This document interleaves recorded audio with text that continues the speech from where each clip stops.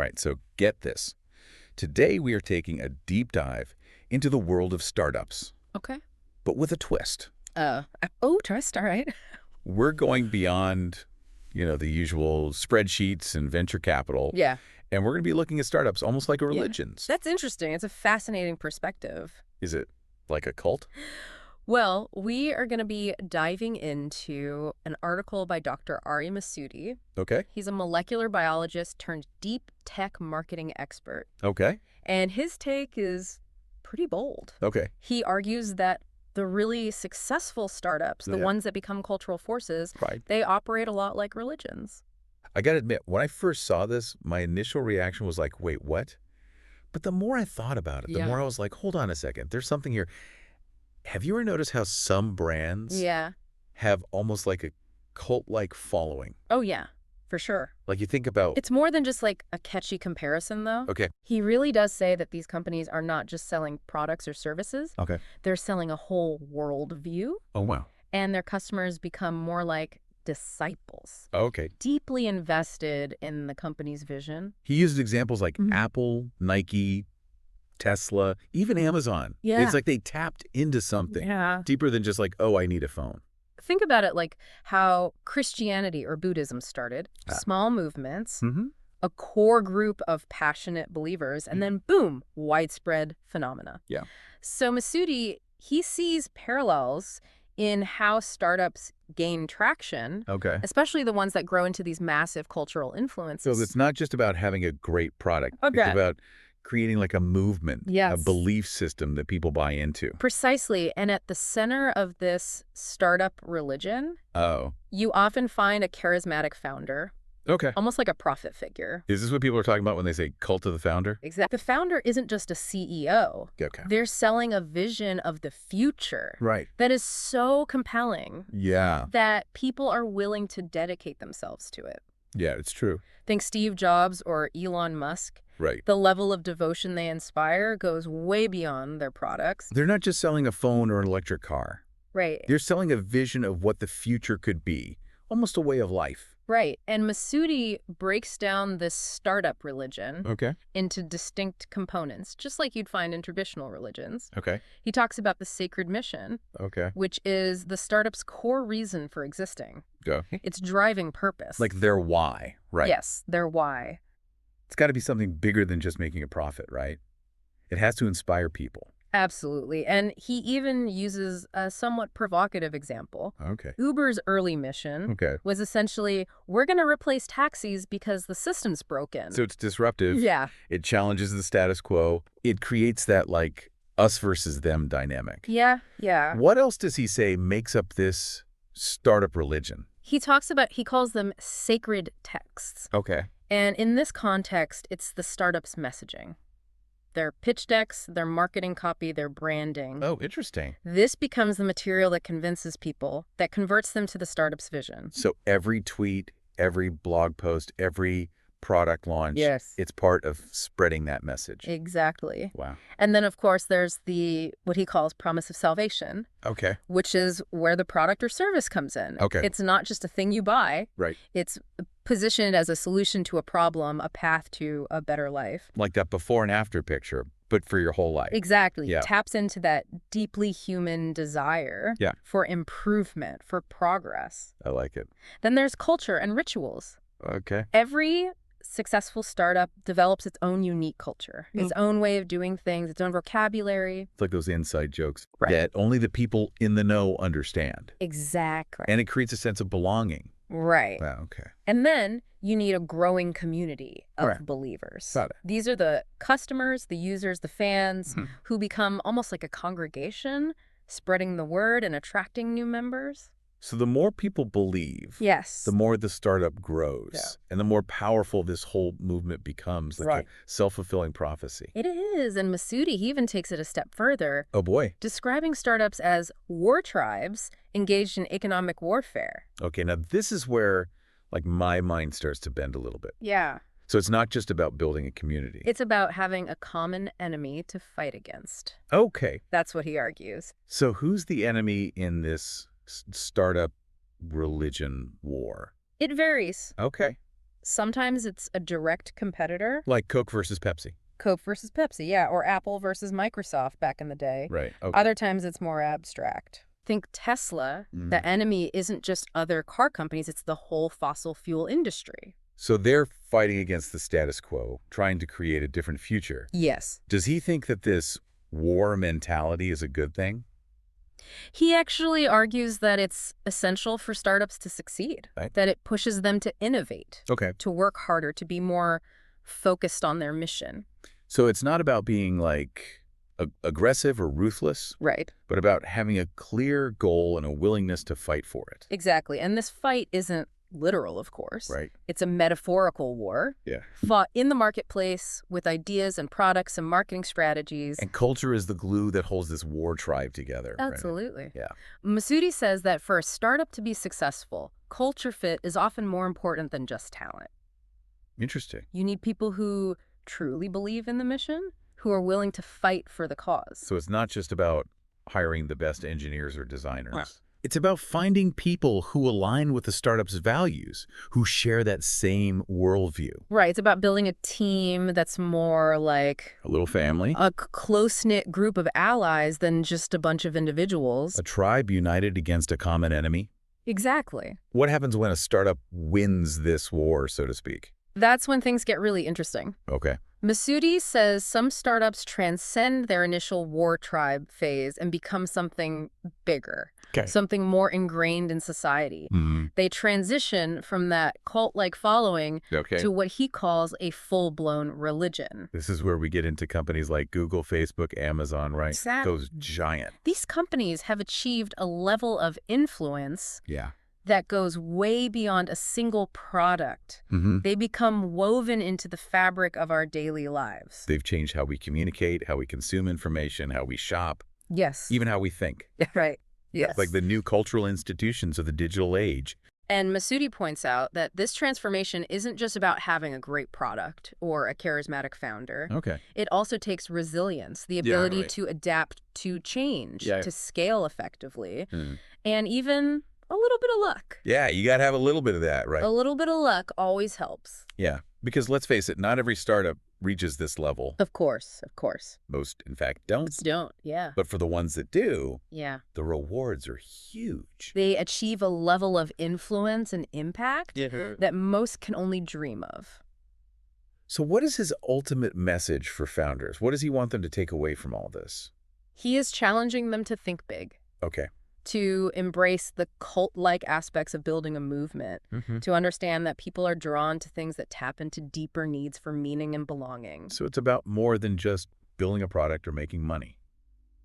It's Yeah. about creating something that people truly believe in, Yes. something that inspires them. It- It's about understanding the power of belief Yes. and using it to create something truly impactful. Yes. Wow, this is a lot to unpack. It is. It's a completely different way of thinking about startups Yeah, it really is. than what we usually hear. Than what we usually hear. It makes you think about the brands that you choose to support and why Yeah. is it just about liking their products? Yeah, Or do you actually believe in what they stand for? it's a really good point. Right. All right, so we've laid the groundwork here. Yeah. We've kind of set the stage for this startup as a religion idea. Okay. Let's dive deeper into this concept in the next part. Sounds good. What are the specific elements Okay. that make up this startup religion? Let's do it. How do founders actually create these devoted followings? We'll explore that right after we don't take a break, because we're not stopping. Let's keep going. We're going to keep right on going. All right. Okay. So let's unpack these elements of a startup religion because Masudi gets really specific. Okay. It's not just good vibe. Right. There are actual parallels to how traditional religions work. I'm all ears. Okay. You mentioned charismatic leadership before. Yeah. How does that actually play out Okay. in the world of startups? So Masudi actually uses the term prophet. Profit. And while it might sound It's a little dramatic. a little dramatic, think about it. Okay. Founders aren't just CEOs. Right. They're selling a vision of the future so compelling Okay. that people are willing to bet their careers, their time, Yeah. sometimes even their sanity on it. It's that whole drinking the Kool-Aid thing, right? It is. It is. But it's not always blind faith, though. Right. These founders often actually deliver incredible results. Right. Steve Jobs didn't just sell computers. Right. He sold a way of life. A whole way of life. Sleek design, user-friendliness, creativity unleashed. Elon Musk isn't just selling electric cars. Yeah. He's selling a solution to climate change, a future on Mars.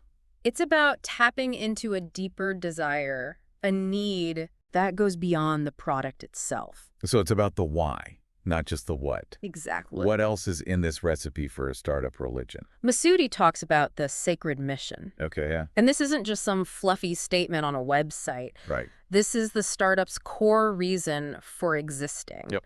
Their gospel, you could say. Okay. It has to be something that transcends just making money. Okay. He gives a pretty bold example. Okay. Uber's early mission was basically, we're taking down taxis because the system is rigged. So it's provocative. Yeah. It's disruptive. It is. It creates that us versus them mentality Right. that can be so powerful. Yeah. Like David versus Goliath, Exactly. but in the business world. In the business world, yeah. Like you got the prophet, Right. you got sacred mission. Yes. What about the Holy Scripture? Ah, yes, the sacred texts. Aye. This is where the branding and messaging magic happens. Okay. Your pitch decks, your company manifestos, that Yeah. perfectly crafted About Us page. These all become the tools Okay. that convert non-believers. It's amazing how much thought goes into all of that. It really is. Like, every word is carefully chosen. Yes. Every image is designed to convey just the right message. Exactly. The right emotion. It's like crafting a religious text that resonates with your audience, Yeah. that makes them want to join the movement. Okay. And just like religions have rituals and symbols, Oh, interesting. so do startups. I can see how a company logo could be like a sacred symbol. Exactly. The logo, the colors, the company's unique lingo. Okay. These all become markers of belonging, Okay. ways to show you're part of the tribe. But it goes even deeper than that, right? Think about how companies onboard new hires, Mm. how they celebrate wins, Yeah. even how they handle failures. Right. These become rituals, practices that reinforce that group identity. Like initiation rites, in a way. Yeah. That bond people together and create shared experiences. Exactly. Okay, what about the product itself? Right? How does that fit into this whole religion thing? That's where the promise of salvation comes in. Okay. The product or service isn't just a widget. Right. It's the solution to a problem, Yeah. the key to a better life. It's that classic before and after transformation. Exactly. So many brands promise, Yeah. right? Use our product and your life will be amazing. Right, it taps into that very Yeah. human desire for improvement, for something better. So we've got the prophet, Yeah. you've got the sacred mission, Yes. the sacred texts, the rituals, the promise of salvation. Uh-huh. Anything else? The most crucial ingredient of all, the growing community Okay, of believers. got it. These are the customers, the users, the fans. They're the congregation. And they're the ones spreading the word, right? Exactly. They tell their friends, they Yeah. rave about it online. Yes, They become walking advertisements for the startup. precisely. And the more believers you have, the stronger the movement gets. It's that classic network effect in action. It's like a snowball rolling downhill, gathering momentum as it goes. Exactly. The more people believe, Yeah. the more attractive the startup becomes, which fuels even more growth, Yeah. and so on and so on. But there's a flip side to this, Oh, and Masudi doesn't shy away from it. okay. I bet this is where things get a little controversial. This is where we have to tread carefully. Yeah. He points out that some of the techniques used to build these devoted followings can be pretty powerful Right. and not always in a good way. Is he talking about the potential for manipulation? There are parallels to Okay. how cults operate, Oh, sure. preying on people's need to belong, Yeah. their desire for something to believe in.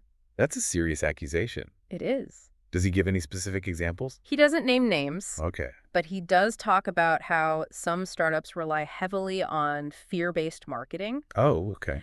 creating a sense of urgency or scarcity Mhm. to pressure people into buying. Oh, I've seen that everywhere, like limited time offers, Yes. countdown clocks, only 5 left in stock messages. It's like they're trying to make you panic buy. Yeah. Exactly. While some urgency is normal in marketing, Right. when it's relentless or plays on people's insecurities, it becomes manipulative. What about creating a sense of exclusivity? Yes. Like you're part of some elite club. It's that in-crowd appeal. Right. And while belonging to a community is a good thing, Right. it becomes an issue when that feeling is used to control people Right. or make them afraid to leave. So you got to be aware of those power dynamics. Absolutely. It's great to feel connected to a brand, Yes. but not if it comes at the expense of your freedom to choose.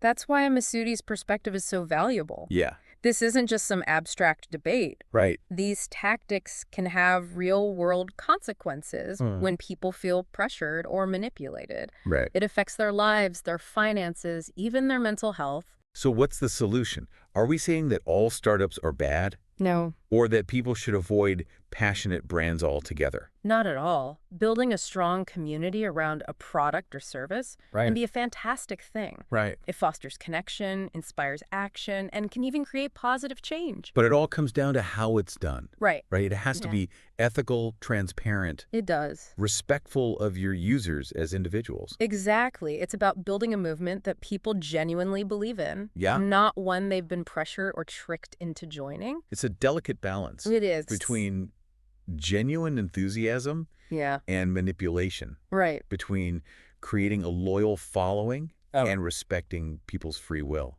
Masudi's article is a good reminder of that. He encourages us to think critically about the brands we support Yeah. and the tactics they use. Okay, so we've talked about the startup as a religion analogy, Yeah. the good and the bad. Yes. But Masudi takes this even further He does. with the idea of startups as war tribes, right? He does. And this is where things get... This is where I need you to break it down for me. Okay. What does this startup as war tribe concept actually look like? Masudi says that every startup needs an enemy, An enemy. a force to rally against. You mean like their competitors? It could be. Okay. Think of those classic rivalries. Coke versus Pepsi, Apple versus Microsoft. Those are some epic battles in the business world. Right. But the enemy can also be something more abstract, Okay. like an outdated way of thinking or Yeah. a systemic problem that needs fixing. So like Tesla going up against the entire fossil fuel industry. Yeah, Or a fintech startup trying to disrupt the traditional banking system. exactly. Okay. Masudi says having a clear enemy Mm-hmm. gives the startup a purpose, a reason to fight, Okay. a rallying cry for the tribe. It's that us versus them instinct again. It is. That primal need to band together against a common threat. He goes so far as to say that this war mentality Oh, really? is actually beneficial for startups. Hold on. How can a war mentality be a good thing? He argues that it breeds innovation, Okay. pushes people to work harder, and creates a laser focus on achieving the mission. So it's not about being aggressive for the sake of it. Right. It's about having that drive, Yeah, that unwavering commitment to overcoming obstacles. exactly. It's a metaphorical war, of Yeah. course, Right. fought in the marketplace with ideas, products, and marketing. So it's about strategy, Yeah, outmaneuvering opponents, right. and ultimately winning over customers. Yes. But how does the tribe part come into play here? Masudi says that the most successful startups Mm-hmm. function like tightly knit tribes, Okay. bound together by their shared beliefs, values, and rituals. It's that feeling of belonging Exact. we talked about earlier. Yes. That sense of being part of something bigger than yourself. He believes that this tribal mentality gives startups a real advantage. It helps them move faster, adapt to change, and take risks. It's that all for one for all spirit. Exactly. That willingness to go above and beyond for the sake of the tribe. Yes. Okay. So what are the key ingredients of a strong startup tribe? Masudi breaks it down into three main elements: Okay. shared beliefs and values, So, meaningful symbols and rituals, Mhm. and a common enemy to overcome. All right, let's unpack those. Okay. What does he mean by beliefs and values? It's about having a shared understanding of what the startup stands for, Okay. what their mission is, Right. what they're ultimately trying to achieve. It's like a company culture, those unspoken rules Right. that guide how everyone interacts, Exact. makes Yeah. decisions, right? And then there are the symbols and rituals Okay. that reinforce those beliefs. This is where it gets really interesting. Yeah. What are some examples of this in action? It can be something as basic as the company logo or Yeah. dress code Mm-hmm. or the specific language they use. But it can also be more involved, Okay. like team building exercises, Okay. company retreats, Yeah. or even just the way they run meetings. It's all about creating shared experiences, traditions Yeah. that bring people together and make them feel connected. And then, of course, there's the enemy to overcome. We touched on this before, I did. but it's worth diving a bit deeper. Okay. Who or what is this enemy for a startup? It could be a direct competitor, Okay. like those rivalries we mentioned earlier, Yep. or it could be something more abstract, like an outdated industry practice Yeah. or a societal problem they're trying to fix. Like a company fighting against climate change Yeah. or trying to improve access to education. Yeah, those are big enemies to take on. Those are big enemies. They are. But Masudi believes that having a clearly defined enemy is crucial. Okay. It gives the tribe a sense of purpose and motivation. It's that rallying cry, that shared mission that unites everyone. He even uses the example of Luke Skywalker and Darth Vader. Ooh.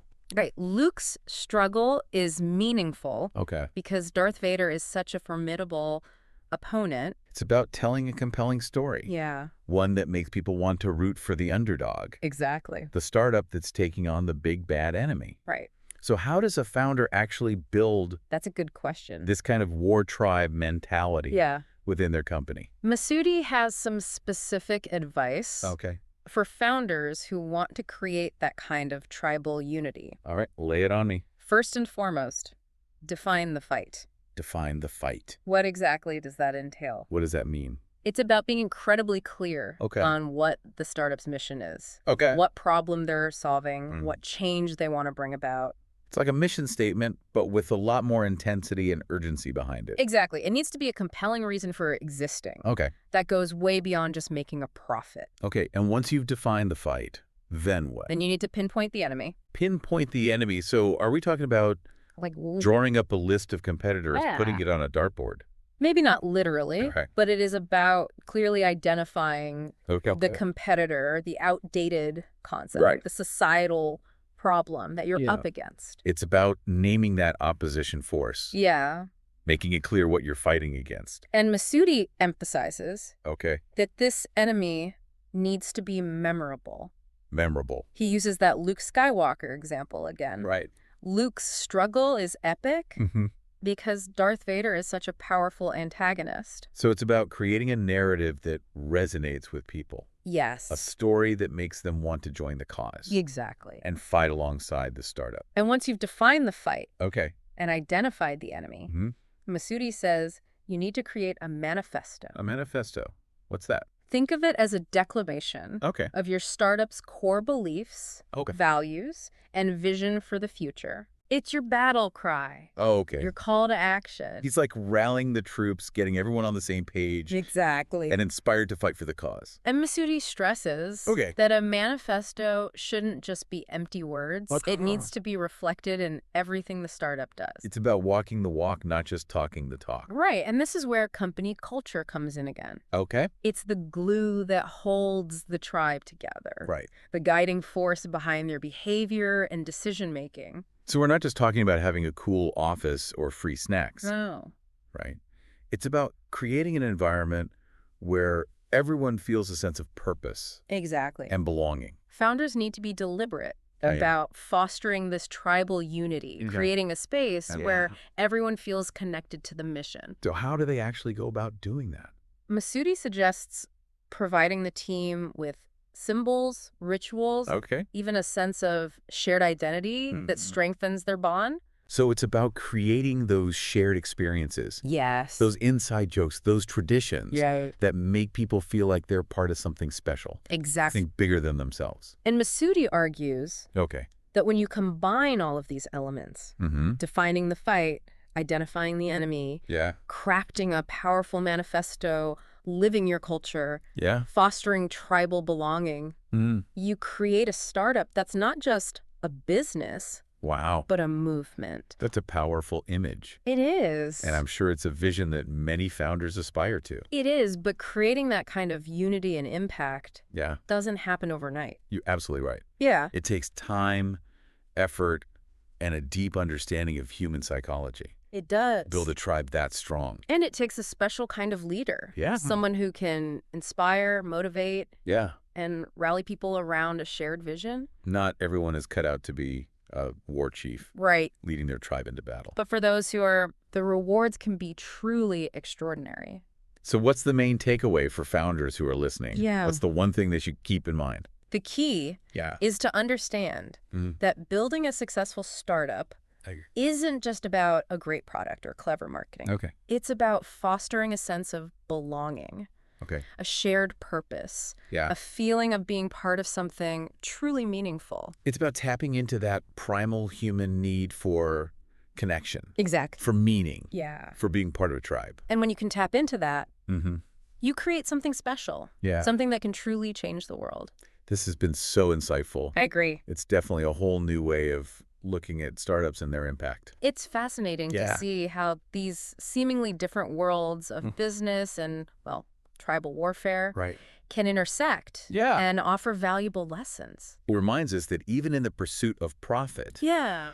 there's room for purpose, for meaning, for creating something bigger than just a bottom line. Absolutely. And speaking of striving for something bigger, Okay. Masudi doesn't stop at just the tribe mentality. Okay. He pushes the analogy further, Okay. suggesting that for startups to really make a lasting impact, Mm-hmm. they have to evolve from a cult Yeah. to a full-blown religion. Whoa. Okay. The metaphors are getting pretty epic now. Yeah. What does he mean by that? Remember how we talked about Christianity and Buddhism spreading from small, passionate groups to widespread acceptance?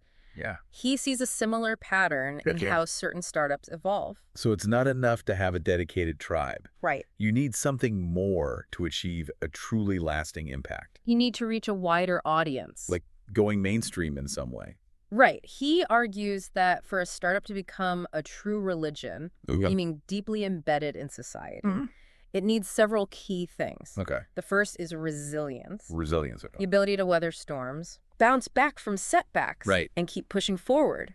So it's about grit, Yeah, determination, never giving up. absolutely. Sounds like a valuable trait for any founder. And then there's adaptability. Adaptability, okay? The ability to evolve with the times, Okay. to adjust as the market shifts, Mm-hmm. to stay ahead of the curve. That makes sense, especially in the world of tech, Yes. where things are always changing so rapidly. Exactly. And then, of course, scalability. Scalability, got it. The ability to grow Right. without losing that core essence. Okay. That sense of mission and community that made the startup successful in the first place. So it's about maintaining that personal connection, Yes. that feeling of belonging, Right. even as the company grows and becomes more complex. It's easy to lose sight of that as things get bigger. It is. And then Masudi throws in a factor Okay. that's a little harder to control. Okay, what's that? Luck.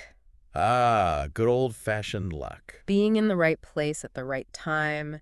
Right. Catching a lucky break. Sometimes you just need a little bit of that, Yeah. no matter how hard you work. No matter how hard you work. He uses the example of Christianity's early rise. Oh, okay. He argues that without the support of the Roman Emperor Constantine, Okay. it might never have become so widespread.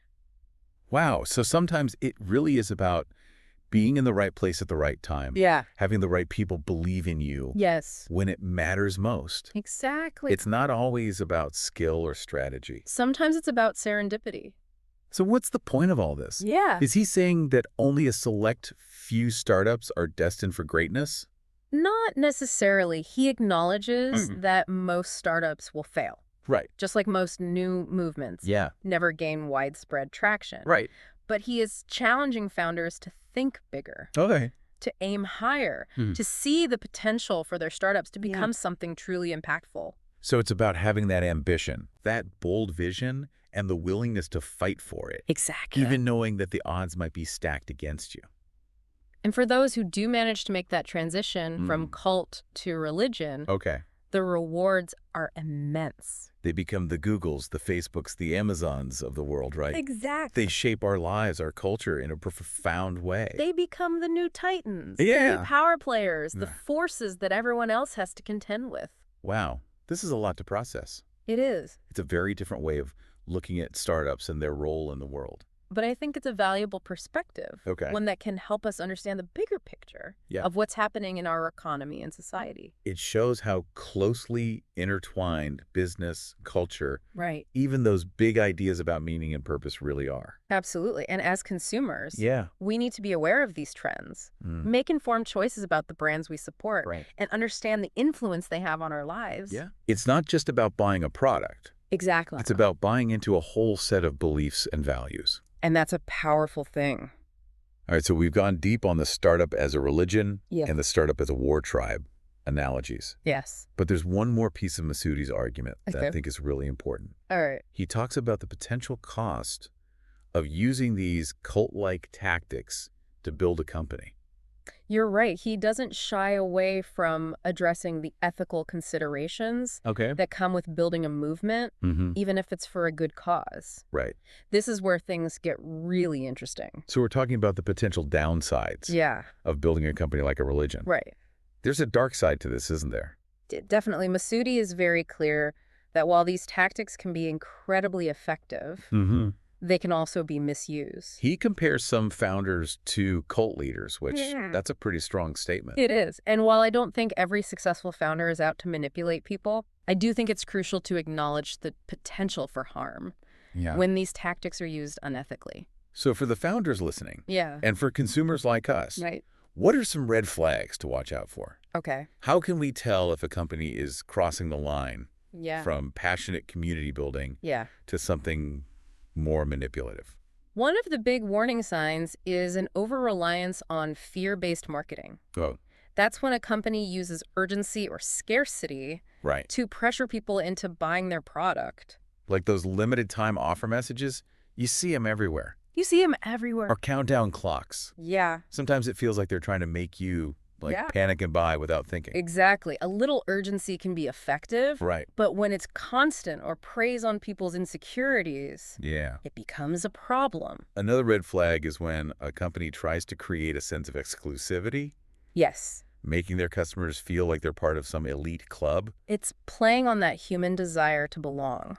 to be part of something special. Yeah. But when that feeling of belonging is used to control people Right. or make them afraid to leave, Right. that's when it becomes unhealthy. So it's about being aware of the power dynamics, That's- recognizing when a company might be using its influence Yes, in a way that isn't in the best interest of its customers. exactly. And Masudi reminds us Yeah. that this isn't just an abstract ethical debate. Right. These tactics have real-world consequences. Mm-hmm. People can end up making decisions they regret, Right. spending money they don't have, or even experiencing real psychological harm. So it goes beyond just buying a product you don't need. Yeah. It can have serious impact on people's lives. Right, and I think that's why it's so important to talk about these issues, Yeah. to be aware of the potential downsides of this startup as a religion approach.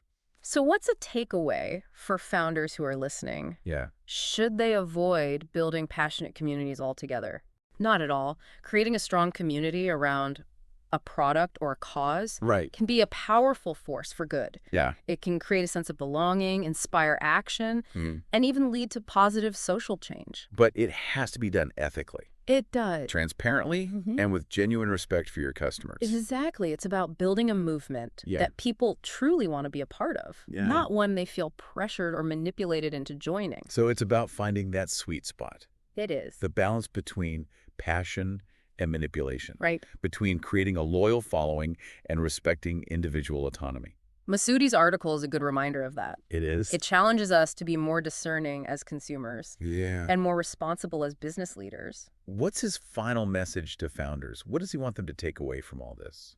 He encourages them to dream big, Okay. to see the potential for their startups to become something truly meaningful Mhm. and impactful. But he also urges them to do it in a way that's ethical and sustainable. So it's not just about achieving success for yourself. Right. It's about building something that benefits everyone involved. Exactly. He wants founders to create movements that improve people's lives, Right.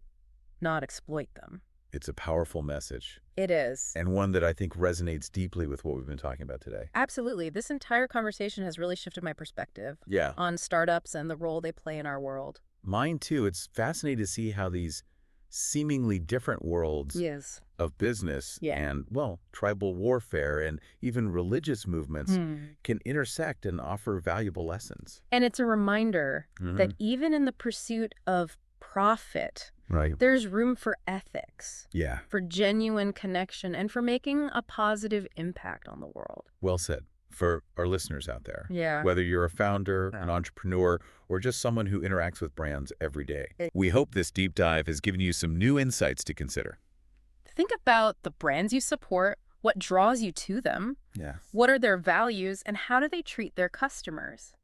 Really good questions. And if you're a founder, ask yourself, Hmm. how you can build a movement that's both successful and ethical. Because in the end, Yeah, it's about more than just buying and selling. right. It's about creating something that matters. Thanks for joining us on this deep dive. Until next time, Yeah. keep exploring, keep questioning, and Yes. keep striving to make a positive impact on the world.